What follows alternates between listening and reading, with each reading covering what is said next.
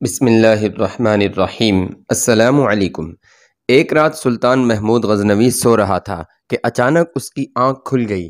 پھر لاکھ چاہا کہ دوبارہ نیند آ جائے، مگر نیند کوسوں دور نکل چکی تھی۔ بستر پر کروٹیں بدلتا رہا۔ جب کسی طرح آنکھ نہ لگی تو خدا ترس بادشاہ کو خیال آیا کہ شاید کوئی مظلوم فریاد لایا ہے یا کوئی فقیر بھوکا آیا ہے، اس لیے نیند دور ہو گئی ہے۔ غلام کو حکم دیا کہ باہر جا کر دیکھو کون ہے۔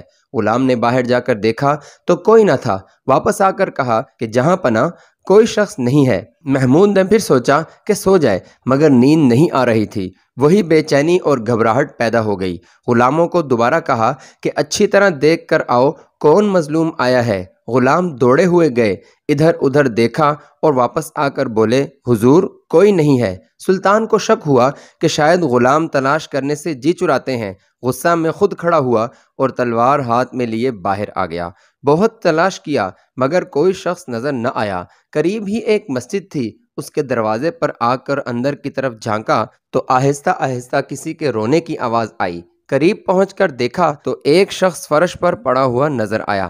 اس کا منہ زمین سے لگا ہوا تھا، آنکھوں سے آنسو جاری تھے، آہیں بھر رہا تھا اور چپکے چپکے کہہ رہا تھا کہ سلطان کا دروازہ بند ہے تو کیا ہوا، سبحان کا دروازہ تو کھلا ہے۔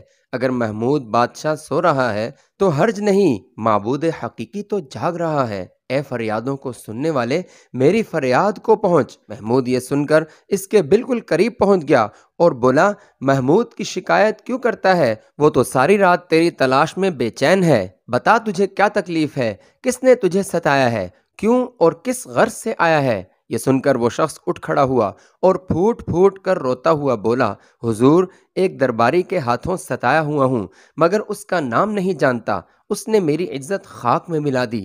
آدھی رات کو مستی کے عالم میں میرے گھر آتا ہے اور میری شریک حیات کی عصمت کو داغدار کرنے کی کوشش کرتا ہے۔ اگر آپ نے اس تلوار کی دھار سے اس داغ کو نہ دھویا تو کل قیامت کے دن میرا ہاتھ ہوگا اور آپ کا گریبان۔ یہ سن کر سلطان محمود کو مذہبی اور شاہی حمیت کے جوش میں پسینہ آ گیا۔ اس نے کانپتی ہوئی آواز میں کہا، بتا کیا اس وقت بھی وہ ملعون وہیں ہوگا؟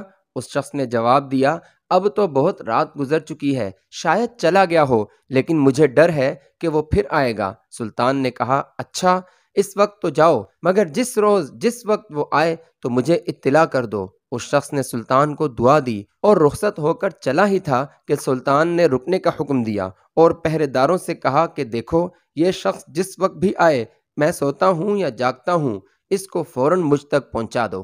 اتنا کہہ کر محمود اندر آ گیا۔ وہ شخص اپنے گھر چلا گیا۔ تیسری رات وہ شخص شاہی محل کے دروازے پر پہنچا۔ پہرے داروں نے اس کی شکل دیکھتے ہی سلطان کی خدمت میں پہنچا دیا۔ سلطان جاگ رہا تھا، تلوار لے کر اٹھ کھڑا ہوا اور بولا، چلو رات کو شکار کرنے والی لومڑی تک مجھے لے چلو۔ یہ سن کر وہ شخص آگے ہو گیا اور سلطان اس کے پیچھے پیچھے روانہ ہوا۔ گھر پہنچ کر اس شخص نے وہ جگہ بتائی جہاں وہ ظالم شخص خزانے کا سانپ بنا ہوا سو رہا تھا۔ سلطان نے تلوار کا ایک بھرپور ہاتھ ایسا جمایا کہ وہیں پر وہ ظالم ڈھیر ہو گیا۔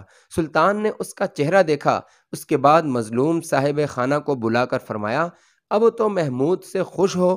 یہ کہہ کر محمود نے مصلی منگوایا اور ایک طرف بچھا کر 2 رکعت شکرانہ کی نماز پڑھی۔ پھر اس شخص سے مخاطب ہو کر پوچھا، گھر میں کچھ کھانے کو ہو تو لے آؤ۔